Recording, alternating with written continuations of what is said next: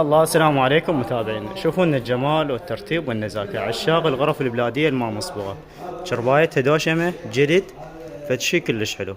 مترين بمترين، اتخذ كامل ما بيه نقص. ترتيب الكوموديات واحد على واحد، خشب كويتي اصلي، بلوك درجة اولى. الغرفة ما مصبوغة، صبغها بلاد الاصلي. شوفونا جمالة الميز مراية مالتها، فد شي كلش حلو نازك مرتب. وهذا الاطار فد شي كلش حلو. والكنتور 6 باب 3 متر، 6 باب 3 متر، إدارة كاملات ما بيهن أي نقص إن شاء الله. ملحق إضافي يجي وياها، شوفوا إن جمالة الملحق شي كلش حلو نازك مرتب. وهذا الكنتور مالته، شوفوا النظافة.